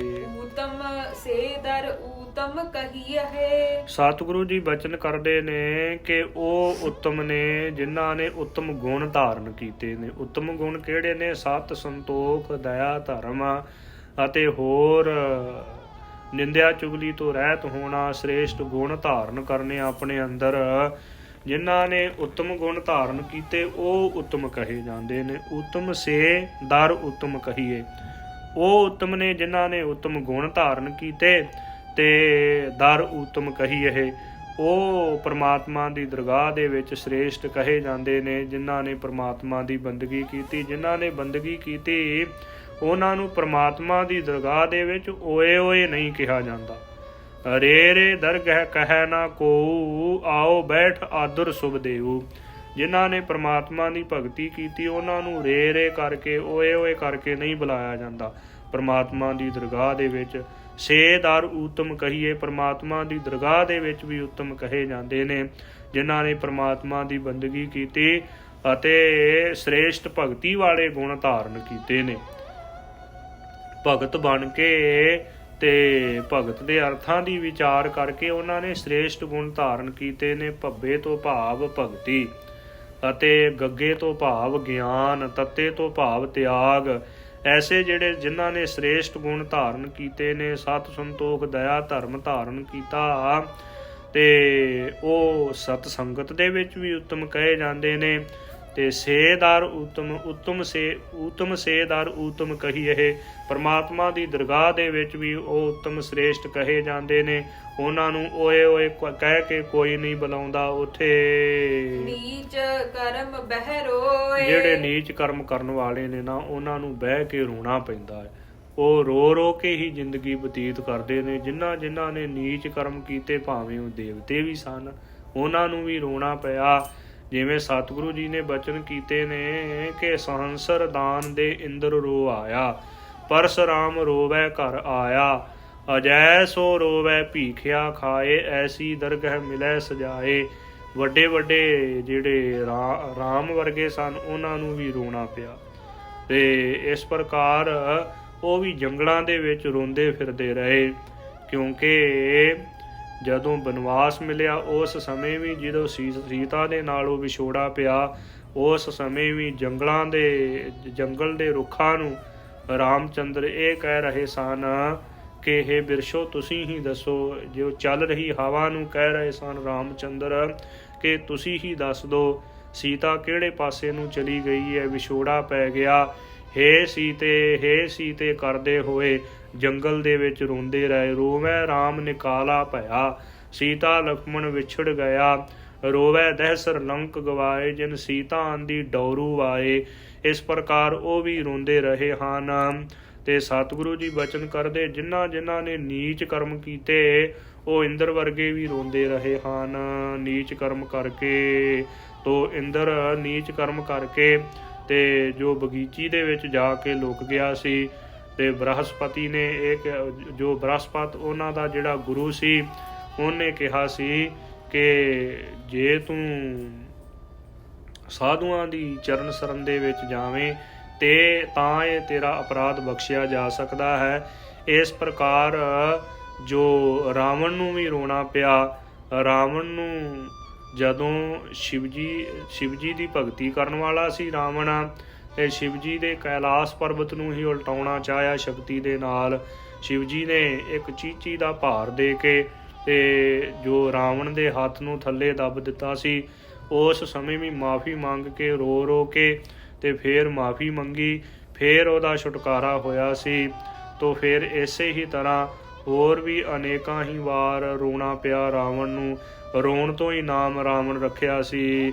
ਮਹਾਂਪੁਰਖਾਂ ਨੇ ਜੋ ਬੜੇ ਵਿਸਥਾਰ ਦੇ ਸਹਿਤ ਦੱਸਿਆ ਹੈ ਇਹ ਸ਼ਬਦ ਦੀ ਜੋ ਵਿਚਾਰ ਕਰਦਿਆਂ ਰੋਵੈ ਰਾਮ ਨਿਕਾਲਾ ਭਇਆ, ਸੀਤਾ ਲక్ష్మణ ਵਿਛੜ ਗਿਆ। ਹਾਂਜੀ, ਤੋ ਕਹਿਣ ਤੋਂ ਭਾਵ ਜਿਨ੍ਹਾਂ ਨੇ ਬੁਰੇ ਕਰਮ ਕੀਤੇ, ਨੀਚ ਕਰਮ ਕੀਤੇ ਨੇ, ਨੀਚ ਕਰਮ ਕਰਨ ਵਾਲਿਆਂ ਨੂੰ ਰੋਣਾ ਪਿਆ। ਵਿਸਰਾਮ ਦੇ ਕੇ ਬਚਨ ਕਰਦੇ ਨੇ। ਤੋ ਸਤਿਗੁਰੂ ਜੀ ਬਚਨ ਕਰਦੇ ਨੇ ਕਿ ਗੁਰੂ ਕੇ ਸਿੱਖਾ, ਇਹ ਜਿਹੜਾ ਉਪਦੇਸ਼ ਹੈ ਨਾ, ਇਹ ਆਪਣੇ ਹਿਰਦੇ ਦੇ ਵਿੱਚ ਰਹਾਓ, ਭਾਵ ਕੇ ਹਿਰਦੇ ਰੂਪ ਖੇਤੀ ਦੇ ਵਿੱਚ ਬੀਜ ਲੈਣਾ ਕਰ। ਇਹ ਉਪਦੇਸ਼ ਪੱਕੇ ਤੌਰ ਤੇ ਧਾਰਨ ਕਰ। ਊਤਮ ਸੇਦਾਰ ਊਤਮ ਕਹੀ ਇਹ ਨੀਚ ਕਰਮ ਬਹਿ ਰੋਏ, ਬਾਬਾ ਬੋਲੀਏ ਪਤ ਹੋਏ। ਇਥੋਂ ਰਹਾਓ ਦੀ ਪੰਕਤੀ ਹੈ। ਰਹਾਓ ਦੀ ਪੰਕਤੀ ਸ਼ਬਦ ਦਾ ਕੇਂਦਰੀ ਭਾਵ ਹੈ। ਸਾਰੇ ਸ਼ਬਦ ਦਾ ਸਿੱਟਾ, ਸਿਧਾਂਤ, ਨਿਚੋੜ ਇਹ ਰਹਾਓ ਦੀ ਪੰਕਤੀ ਦੇ ਵਿੱਚ ਹੈ। ਇਸ ਕਰਕੇ ਸਤਿਗੁਰੂ ਜੀ ਬਚਨ ਕਰਦੇ ਕਿ ਗੁਰੂ ਕੇ ਸਿੱਖੋ, ਇਹ ਸ਼ਬਦ ਨੂੰ ਆਪਣੇ ਹਿਰਦੇ ਰੂਪ ਖੇਤੀ ਦੇ ਵਿੱਚ, ਹਿਰਦੇ ਰੂਪ ਜ਼ਮੀਨ ਦੇ ਵਿੱਚ ਜੋ ਬੀਜ ਲੈਣਾ ਕਰੋ। ਤੋ ਇਸੇ ਹੀ ਤਰ੍ਹਾਂ ਪੱਕੇ ਤੌਰ ਤੇ ਧਾਰਨ ਕਰ ਲਓ ਇਹ ਉਪਦੇਸ਼। ਰਸ ਸੋਏ ਨਾ ਰਸ ਰੂਪਾ ਕਾਮਣ। ਇਹ ਜਿਹੜੇ ਸੰਸਾਰਕ ਜੀਵ ਨੇ ਨਾ, ਸੰਸਾਰਕ ਜੀਵ ਰਸਾਂ ਦੇ ਵਿੱਚ ਹੀ ਫਸੇ ਹੋਏ ਨੇ। ਏਤੇ ਰਸ ਸਰੀਰ ਕੇ ਕਹਿ ਘਟ ਨਾਮ ਨਿਵਾਸ। ਇਹਨਾਂ ਹੀ ਪੰਕਤੀਆਂ ਦੇ ਵਿੱਚ, ਇਸੇ ਪੌੜੀ ਦੇ ਵਿੱਚ ਥੱਲੇ ਜਾ ਕੇ ਸਤਿਗੁਰੂ ਜੀ ਨੇ ਬਚਨ ਕੀਤੇ ਨੇ ਕਿ ਜਦੋਂ ਇੰਨੇ ਰਸਾਂ ਦੇ ਵਿੱਚ ਫਸੇ ਹੋਏ ਨੇ ਜੀਵ, ਫਿਰ ਪ੍ਰਮਾਤਮਾ ਦੇ ਨਾਮ ਦਾ ਰਸ ਕਿੱਥੋਂ ਆਵੇਗਾ। ਰਸ ਸੋਇਨਾ ਰਸ ਰੂਪਾ ਕਾਮਣ। ਸੋਨਾ, ਸੋਨੇ ਦੇ ਜੋ ਗਹਿਣੇ ਆਦਿਕ ਪਹਿਨਣੇ, ਸੋਨੇ ਦੇ ਗਹਿਣਿਆਂ ਦੇ ਨਾਲ ਪਿਆਰ ਕਰਨਾ। ਜਿਵੇਂ ਬੀਬੀਆਂ ਨੂੰ ਬਹੁਤਾ ਜ਼ਿਆਦਾ ਪਿਆਰ ਹੁੰਦਾ ਹੈ ਸੋਨੇ ਦੇ ਗਹਿਣਿਆਂ ਦੇ ਨਾਲ, ਗਹਿਣਿਆਂ ਨੂੰ ਸਾਂਭ ਕੇ ਰੱਖਦੀਆਂ ਨੇ। ਤੋ ਇਸੇ ਹੀ ਤਰ੍ਹਾਂ ਜਿਨ੍ਹਾਂ ਦੇ ਸਿਰ ਦੇ ਉੱਤੇ ਮਿਹਰ ਭਰਿਆ ਹੱਥ ਹੈ, ਜਿਵੇਂ ਸਤਿਗੁਰੂ ਸ੍ਰੀ ਗੁਰੂ ਅਰਜਨ ਦੇਵ ਜੀ ਮਹਾਰਾਜ, ਚੋਜੀ ਪ੍ਰੀਤਮ ਸਤਿਗੁਰੂ ਜੀ ਦੀ ਸੁਪਤਨੀ ਮਾਤਾ ਗੰਗਾ ਜੀ, ਇੱਕ ਵਾਰ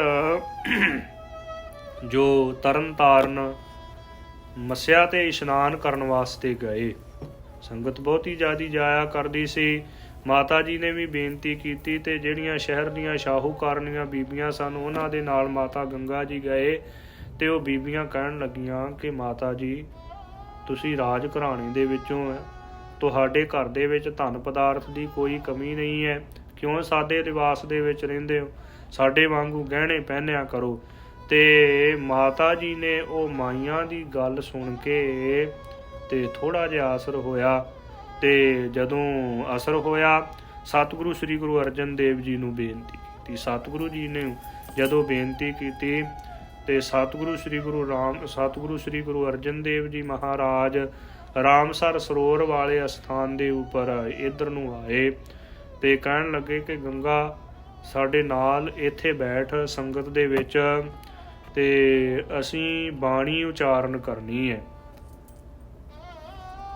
ਸਤਿਗੁਰੂ ਜੀ ਨੇ ਕਿਹਾ ਕਿ ਇਹ ਜਿਹੜੀ 52 ਅੱਖਰੀ ਅਸੀਂ ਬਾਣੀ ਉਚਾਰਨ ਕਰਨ ਲੱਗੇ ਆ ਨਾ, ਮਾਤਾ ਗੰਗਾ ਜੀ ਨੂੰ ਕਿਹਾ ਕਿ ਇਹ ਭਗਵਾਨ ਨੇ ਇਹ ਦੱਸ ਕਿ ਇੱਥੇ ਸ਼ੋਭਾ ਦੇਣ ਵਾਲਾ ਗਹਿਣਾ ਚਾਹੀਦਾ ਕਿ ਉਹ ਗਹਿਣਾ ਚਾਹੀਦਾ ਜਿਹੜਾ ਲੋਕ ਪ੍ਰਲੋਕ ਦੇ ਵਿੱਚ ਕੰਮ ਆਵੇ। ਸਤ ਸੰਗਤ ਕਰਨ ਵਾਲੇ ਸਨ, ਗਿਆਨਵਾਨ ਸਨ ਮਾਤਾ ਗੰਗਾ ਜੀ, ਤੋਂ ਬ੍ਰਹਮ ਵਿਦਿਆ ਨੂੰ ਪੜ੍ਹੇ ਹੋਏ ਸਨ ਤੇ ਬ੍ਰਹਮ ਵਿਦਿਆ ਦੇ ਬੇਤੇ ਸਨ। ਬਾਣੀ ਦਾ ਅਭਿਆਸ, ਨਾਮ ਦਾ ਅਭਿਆਸ ਕੀਤਾ ਸੀ। ਤੋ ਮਾਤਾ ਗੰਗਾ ਜੀ ਨੇ ਵਿਚਾਰ ਕੇ ਬੇਨਤੀ ਕੀਤੀ ਕਿ ਪ੍ਰਾਨਪਤੀ ਜੀਓ, ਕਿਰਪਾ ਕਰੋ, ਇਹ ਜਿਹੜੇ ਗਹਿਣੇ ਨੇ ਨਾ, ਇਹ ਇੱਥੇ ਹੀ ਕੰਮ ਆਉਣ ਵਾਲੇ, ਇੱਥੇ ਸ਼ੋਭਾ ਦੇਣ ਵਾਲੇ ਨੇ, ਮੈਨੂੰ ਲੋਕ ਪ੍ਰਲੋਕ ਦਾ ਗਹਿਣਾ ਦੇ ਦਿਓ ਕਿਰਪਾ ਕਰਕੇ। ਸਤਿਗੁਰੂ ਜੀ ਨੇ ਕਿਹਾ ਕਿ ਆ ਜਿਹੜੀ 52 ਅੱਖਰੀ ਬਾਣੀ ਅਸੀਂ ਉਚਾਰਨ ਕਰਨ ਲੱਗੇ ਆ ਨਾ, ਇਹ ਲੋਕ ਪ੍ਰਲੋਕ ਦਾ ਗਹਿਣਾ ਹੈ। ਇਹ 52 ਅੱਖਰੀ ਬਾਣੀ ਨੂੰ ਧਿਆਨ ਦੇ ਸਹਿਤ ਸੁਣਨਾ ਤੇ ਆਪਣੇ ਹਿਰਦੇ ਰੂਪ ਪੱਟੀ ਦੇ ਉੱਪਰ ਹੀ ਲਿਖ ਲੈਣਾ। ਕਲਮ ਸਾਜਨੀ ਕਿਆ ਸਦਾਈਐ, ਹਿਰਦੈ ਹੀ ਲਿਖ ਲਿਓ। ਜਿਹੜੇ ਗੁਰਮੁਖ ਨੇ ਨਾ, ਗੁਰੂ ਕੇ ਉਪਦੇਸ਼ ਨੂੰ ਹਿਰਦੇ ਦੇ ਵਿੱਚ ਹੀ ਲਿਖ ਲੈਂਦੇ ਨੇ, ਭਾਵ ਕਿ ਜਿਨ੍ਹਾਂ ਦੇ ਹਿਰਦੇ ਦੇ ਵਿੱਚ ਗੁਰੂ ਕਾ ਉਪਦੇਸ਼ ਵਸ ਗਿਆ, ਉਹ ਸੰਸਾਰਕ ਸੋਨੇ ਚਾਂਦੀ ਦੇ ਗਹਿਣਿਆਂ ਦੇ ਨਾਲ ਉਹ ਬੀਬੀਆਂ ਵੀ ਪਿਆਰ ਨਹੀਂ ਕਰਦੀਆਂ। ਤੋ ਇਸੇ ਹੀ ਤਰ੍ਹਾਂ ਜਿਹੜੇ ਸਿੱਖ ਰੂਪ ਇਸਤਰੀ ਦੇ ਹਿਰਦੇ ਦੇ ਵਿੱਚ ਨਾਮ ਰੂਪ ਗਹਿਣਾ ਵਸ ਗਿਆ, ਤੋ ਮਾਤਾ ਜੀ ਨੇ ਗੁਰੂ ਕੇ ਬਚਨ ਸੁਣ ਕੇ ਉਹਨਾਂ ਨੂੰ ਹਿਰਦੇ ਦੇ ਵਿੱਚ ਵਸਾਇਆ ਤੇ 52 ਅੱਖਰੀ ਦਾ ਨਿਤਨੇਮ ਆਰੰਭ ਕਰ ਦਿੱਤਾ। ਦੋਨੇ ਪਾਸੇ ਜਿਹੜਾ ਸ਼ਲੋਕ ਹੈ ਨਾ, ਗੁਰਦੇਵ ਮਾਤਾ, ਗੁਰਦੇਵ ਪਿਤਾ, ਗੁਰਦੇਵ ਸੁਆਮੀ ਪਰਮੇਸ਼ਰਾ, ਉਹ ਸ਼ਲੋਕ ਨੂੰ ਸ਼ੁਰੂ ਦੇ ਵਿੱਚ ਵੀ ਪੜ੍ਹਨਾ ਤੇ ਅੰਤ ਦੇ ਵਿੱਚ ਵੀ ਪੜ੍ਹਨਾ। ਅਖੀਰਲੇ ਸ਼ਲੋਕ ਦੇ ਨਾਲ ਸਤਿਗੁਰੂ ਜੀ ਨੇ ਬਕਾਇਦਾ ਹੁਕਮ ਕਰ ਦਿੱਤਾ ਹੈ ਕਿ ਇਹੋ ਸ਼ਲੋਕ ਆਦ ਅੰਤ ਪੜ੍ਹਨਾ। 52 ਅੱਖਰੀ ਦੇ ਵਿੱਚ ਆਉਂਦਾ ਅਖੀਰ ਦੇ ਵਿੱਚ। ਤੋ ਕਹਿਣ ਤੋਂ ਭਾਵ ਕਿ ਮਾਤਾ ਜੀ ਨੂੰ ਇਹ ਬਾਣੀ ਉਚਾਰਨ ਕਰਕੇ ਸਤਿਗੁਰੂ ਜੀ ਨੇ ਕਿਹਾ ਕਿ ਗੰਗਾ ਇਹ ਲੋਕ ਪ੍ਰਲੋਕ ਦਾ ਕਹਿਣਾ ਹੈ, ਇਹਨੂੰ ਹਿਰਦੇ ਦੇ ਵਿੱਚ ਧਾਰਨ ਕਰਕੇ ਰੱਖਣਾ। ਮਹਾਂਪੁਰਖਾਂ ਨੇ ਬੜੇ ਵਿਸਥਾਰ ਦੇ ਸਹਿਤ ਦੱਸਿਆ ਇਹ ਕਥਾ ਦੇ ਵਿੱਚ।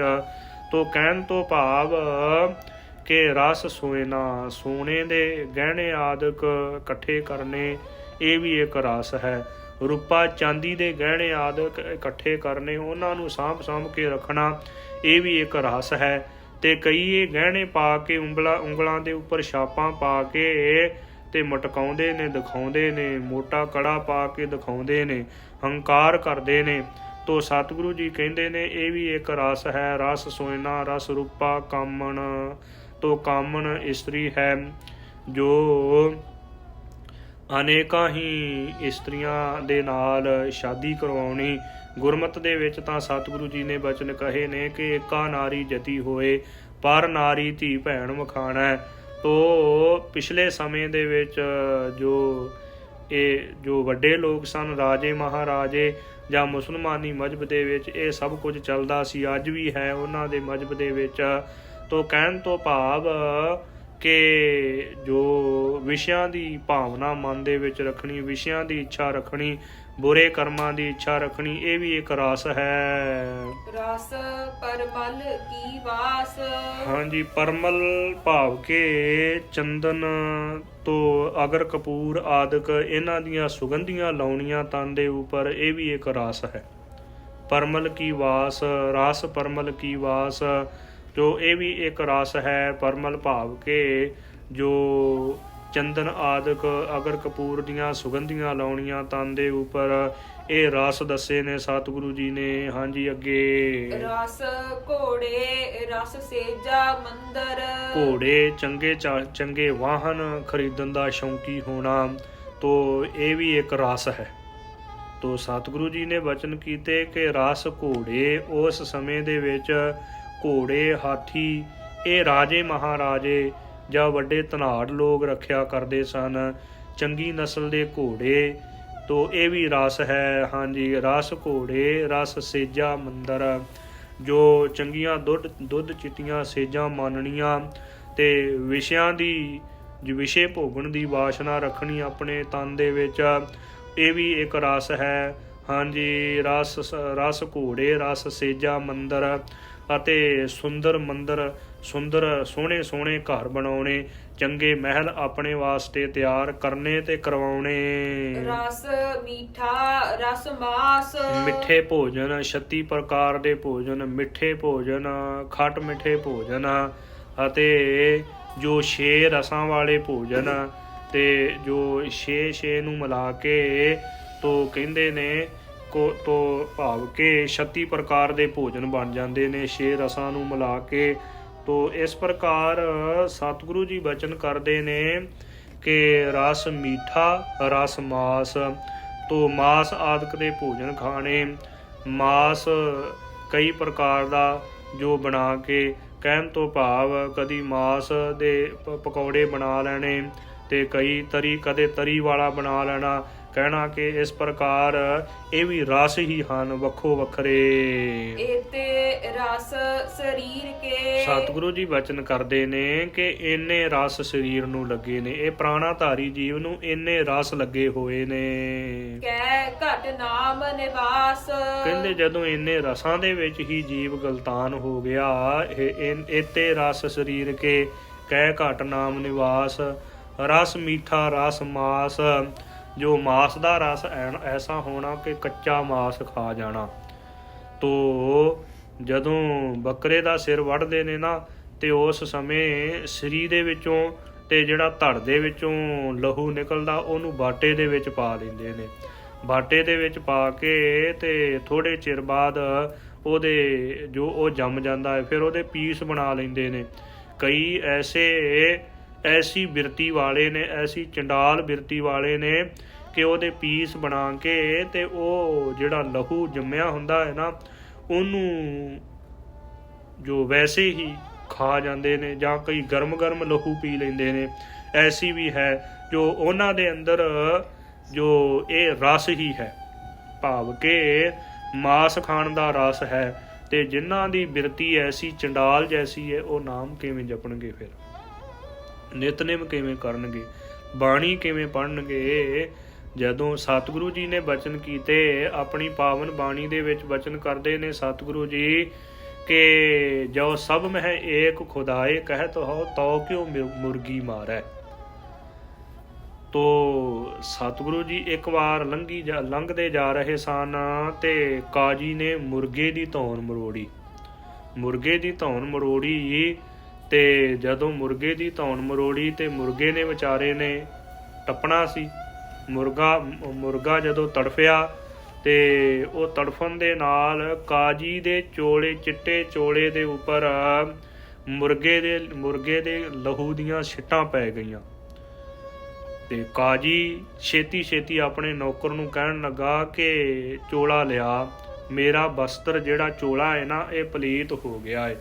ਸਤਿਗੁਰੂ ਸ੍ਰੀ ਗੁਰੂ ਨਾਨਕ ਦੇਵ ਜੀ ਇਹ ਸਭ ਕੁਝ ਦੇਖ ਕੇ ਤੇ ਕਾਜੀ ਦੇ ਕੋਲ ਆ ਗਏ। ਕਾਜੀ ਨੂੰ ਕਹਿਣ ਲੱਗੇ ਕਿ ਕਾਜੀ ਦੇਖ, ਇੱਕ ਦੋ ਛਿੱਟਾਂ ਪੈਣ ਦੇ ਨਾਲ ਤੇਰਾ ਚੋਲਾ ਪਲੀਤ ਹੋ ਗਿਆ ਹੈ। ਜਿਹੜੇ ਮੁਰਗੇ ਦੇ ਲਹੂ ਦੀਆਂ ਇੱਕ ਦੋ ਛਿੱਟਾਂ ਪੈਣ ਦੇ ਨਾਲ ਤੇਰਾ ਚੋਲਾ ਪਲੀਤ ਹੋ ਗਿਆ, ਉਸੇ ਮੁਰਗੇ ਦਾ ਤੂੰ ਮਾਸ ਖਾਂਦਾ ਹੈ, ਲਹੂ ਪੀਂਦਾ ਹੈ, ਤੇਰਾ ਹਿਰਦਾ ਕਿਵੇਂ ਪਵਿੱਤਰ ਹੋਵੇਗਾ? ਤੇਰਾ ਹਿਰਦਾ ਤਾਂ ਅਪਵਿੱਤਰ ਹੈ ਨਾ, ਮੈਲ ਦੇ ਸਹਿਤ ਹੈ ਤੇਰਾ ਹਿਰਦਾ। ਮੈਲੇ ਹਿਰਦੇ ਦੇ ਨਾਲ ਪਰਮਾਤਮਾ ਦਾ ਨਾਮ ਨਹੀਂ ਜਪਿਆ ਜਾਂਦਾ। ਅੱਲਾਹ ਤਾਲਾ ਦਾ ਨਾਮ ਕਿਵੇਂ ਜਪੇਗਾ? ਫਿਰ ਐਵੇਂ ਪਖੰਡ ਹੀ ਕਰਦਾ ਹੈ ਨਾ।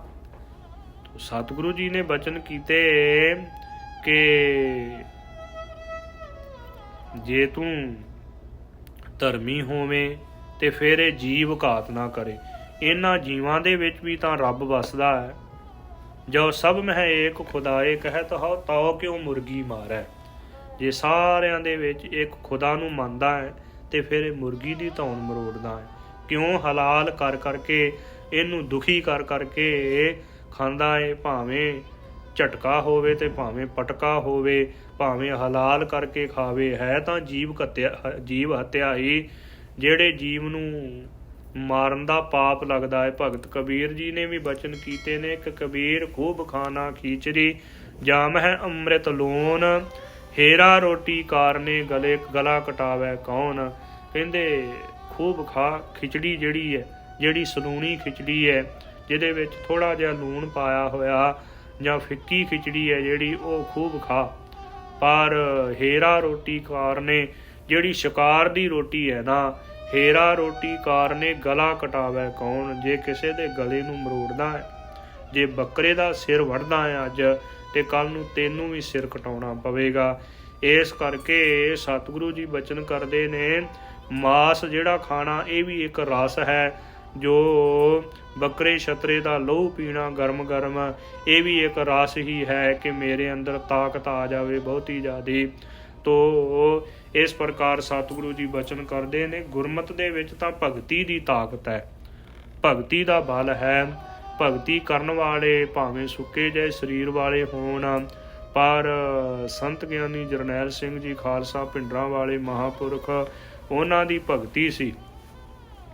ਭਾਵੇਂ ਉਹਨਾਂ ਦਾ ਪੰਜ ਭੌਤਿਕ ਸਰੀਰ ਸੁੱਕਿਆ ਜਿਹਾ ਹੀ ਸੀ, ਪਰ ਗੁਰੂ ਕੇ ਪਿਆਰਿਓ ਜਦੋਂ ਬਚਨ ਕਰਦੇ ਸੀ ਨਾ, ਤੇ ਦਿੱਲੀ ਤੱਕ ਧਮਕ ਪੈਂਦੀ ਸੀ। ਜ਼ਾਲਮ ਸਰਕਾਰਾਂ ਥਰ ਥਰ ਕੰਬਦੀਆਂ ਸਨ।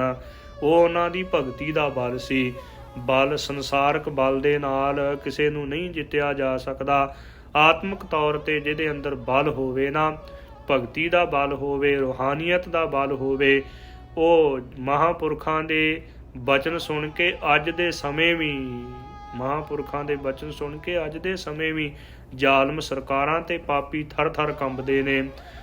ਦੇਖੋ ਕੈਸੀ ਭਗਤੀ ਹੋਵੇਗੀ। ਉਹਨਾਂ ਦੀ ਤਸਵੀਰ ਦੇਖ ਕੇ ਹੀ ਡਰਦੇ ਫਿਰਦੇ ਨੇ ਜ਼ਾਲਮ। ਤੋ ਇਸ ਪ੍ਰਕਾਰ ਸਤਿਗੁਰੂ ਜੀ ਬਚਨ ਕਰਦੇ ਨੇ ਕਿ ਮਾਸ ਖਾਣ ਦੇ ਨਾਲ ਕੋਈ ਬਹੁਤਾ ਜ਼ਿਆਦਾ ਬਲ ਨਹੀਂ ਹੁੰਦਾ, ਭਗਤੀ ਦਾ ਬਲ ਹੋਣਾ ਚਾਹੀਦਾ ਹੈ ਅੰਦਰ। ਤੇ ਜਿਨ੍ਹਾਂ ਦੇ ਅੰਦਰ ਭਗਤੀ ਹੈ, ਭਗਤੋ ਉਹ ਪ੍ਰਮਾਤਮਾ ਵਾਹਿਗੁਰੂ ਸਤਿਗੁਰੂ ਜੀ ਦੇ ਬਚਨ ਨੇ ਭਗਤੀ ਤੋਕ ਦੀਨ ਕਿਰਪਾਲਾ ਗੁਣ ਹੈ ਨਾ ਕਿਤਹੀ ਹੈ ਪਿਗਾ। ਸੰਸਾਰਕ ਤੌਰ ਤੇ ਭਾਵੇਂ ਬਲੀ ਹੋਵੇ ਬਹੁਤਾ ਜ਼ਿਆਦਾ, ਪਰ ਭਗਤੀ ਤੋਂ ਬਿਨਾਂ ਪ੍ਰਮਾਤਮਾ ਪ੍ਰਸੰਨ ਨਹੀਂ ਹੁੰਦਾ। ਜਿਹਦੇ ਉੱਤੇ ਪ੍ਰਮਾਤਮਾ ਪ੍ਰਸੰਨ ਨਹੀਂ ਹੈ ਉਹਨੂੰ ਸ਼ਹੀਦੀ ਦੀ ਦਾਤ ਨਹੀਂ ਮਿਲ ਸਕਦੀ।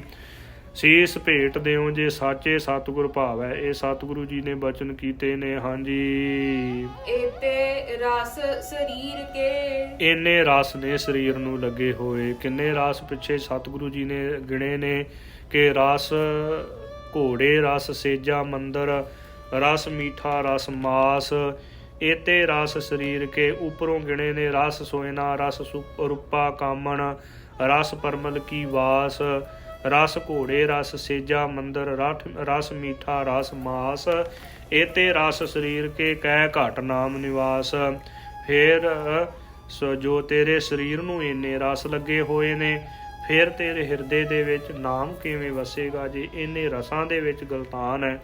ਗੁਰੂ ਕੇ ਸਿੱਖ ਨੂੰ ਤਾਂ ਸਤਿਗੁਰੂ ਸ੍ਰੀ ਗੁਰੂ ਗੋਬਿੰਦ ਸਿੰਘ ਸਾਹਿਬ ਜੀ ਨੇ, ਚੋਜੀ ਪ੍ਰੀਤਮ ਸਤਿਗੁਰੂ ਜੀ ਨੇ ਇਹ ਹੁਕਮ ਕੀਤਾ ਕਿ ਅਲਪ ਆਹਾਰ ਸੁਲਪ ਸੀ ਨਿੰਦਰਾ, ਦਇਆ ਸ਼ਿਮਾ ਤਨ ਪ੍ਰੀਤ, ਸੀਲ ਸੰਤੋਖ ਸਦਾ ਨਿਰਵਾਹਿਵੋ, ਵੈਭਵ ਤ੍ਰਿਗੁਣ ਅਤੀਤ।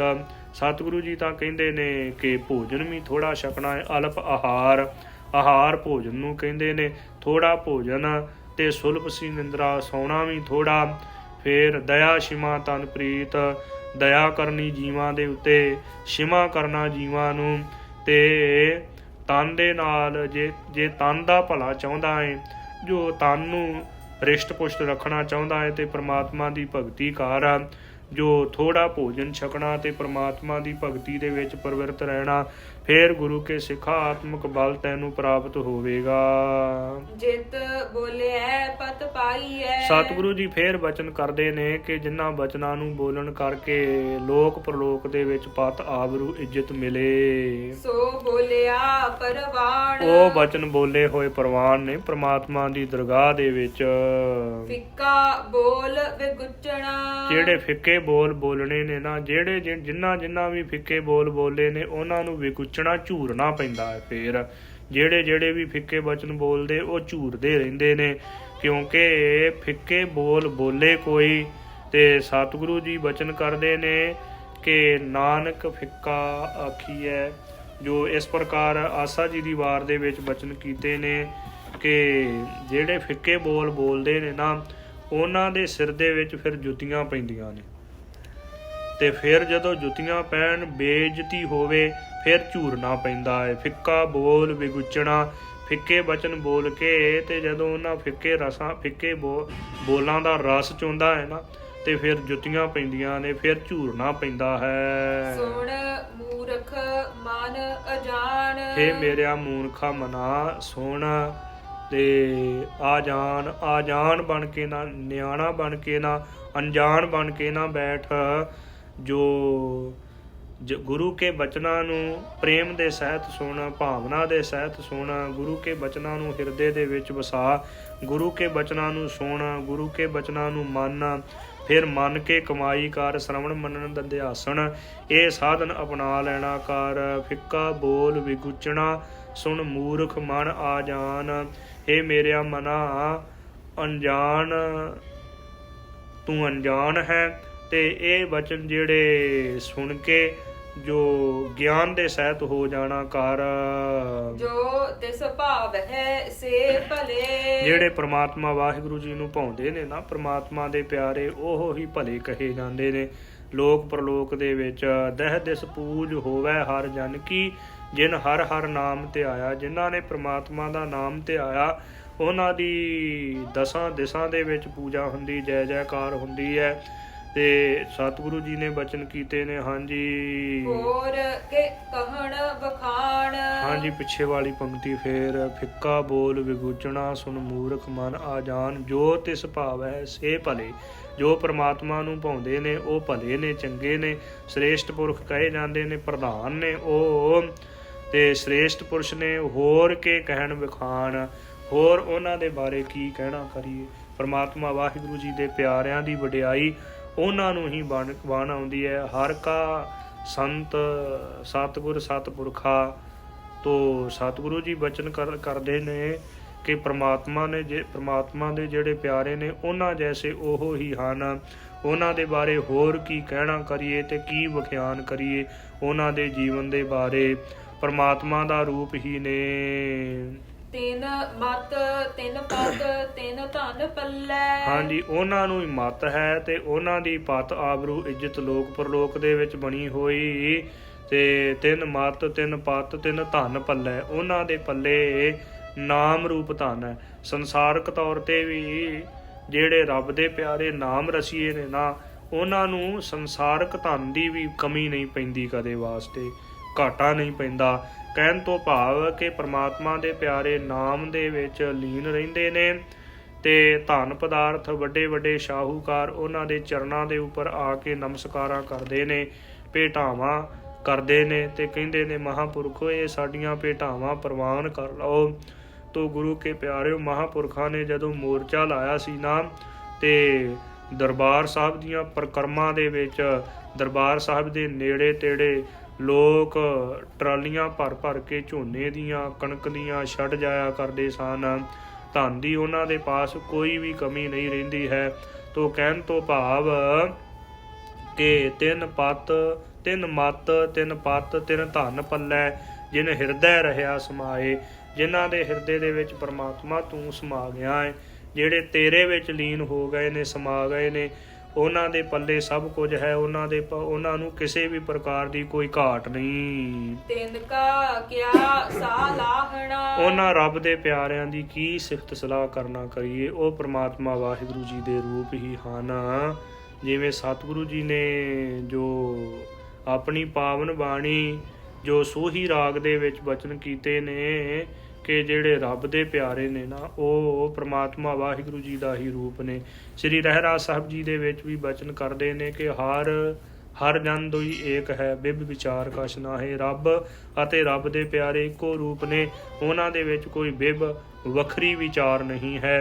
ਇਸ ਕਰਕੇ ਸਤਿਗੁਰੂ ਜੀ ਨੇ ਬਚਨ ਕੀਤੇ ਕਿ ਤਿਨ ਕਾ ਕਿਆ ਸਲਾਹਣਾ। ਹਾਂਜੀ, ਅਵਰ ਸਵਾਲਿਹੁ ਕਾਇ। ਦੱਸੋ ਉਹਨਾਂ ਤੋਂ ਬਿਨਾ ਹੋਰ ਕੌਣ ਸੋਹਣਾ ਹੈ? ਉਹਨਾਂ ਤੋਂ ਬਿਨਾ ਹੋਰ ਕੋਈ ਵੀ ਸੋਹਣਾ ਨਹੀਂ। ਸਈ ਸੁੰਦਰ ਸੋਹਣੇ ਸਾਧ ਸੰਗ ਜਿਨ ਬਹਿਣੇ, ਜਿਹੜੇ ਸੰਗਤ ਦੇ ਵਿੱਚ ਬਹਿੰਦੇ ਨੇ ਉਹ ਹੀ ਸੁੰਦਰ ਨੇ ਤੇ ਉਹ ਹੀ ਸੋਹਣੇ ਨੇ। ਨਾਨਕ ਨਦਰੀ ਬਾਹਰੇ। ਤੋ ਸਤਿਗੁਰੂ ਜੀ ਬਚਨ ਕਰਦੇ ਨੇ ਕਿ ਪ੍ਰਮਾਤਮਾ ਦੀ ਨਿਗਾਹ ਤੋਂ ਜਿਹੜੇ ਬਾਹਰੇ ਨੇ, ਰਾਚਹਿ ਦਾਨ ਨ ਨਾਏ। ਜਿਹੜੇ ਪ੍ਰਮਾਤਮਾ ਦੀ ਨਿਗਾਹ ਤੋਂ ਬਾਹਰੇ ਹੋ ਗਏ ਨੇ ਜਾਂ ਜਿਹੜੇ ਪ੍ਰਮਾਤਮਾ ਤੋਂ ਟੁੱਟ ਗਏ ਨੇ, ਤੇ ਰਾਚਹਿ ਦਾਨ ਨਾ ਨਾਏ, ਨਾ ਤਾਂ ਉਹ ਦਾਨ ਕਰਦੇ ਨੇ ਤੇ ਨਾ ਪ੍ਰਮਾਤਮਾ ਦੇ ਨਾਮ ਦੇ ਵਿੱਚ ਰਚਦੇ ਮਿਚਦੇ ਨੇ, ਨਾ ਉਹ ਉਹਨਾਂ ਦੇ ਦਾਨ ਕਰਨ ਦੇ ਵਿੱਚ ਪ੍ਰੇਮ ਹੈ।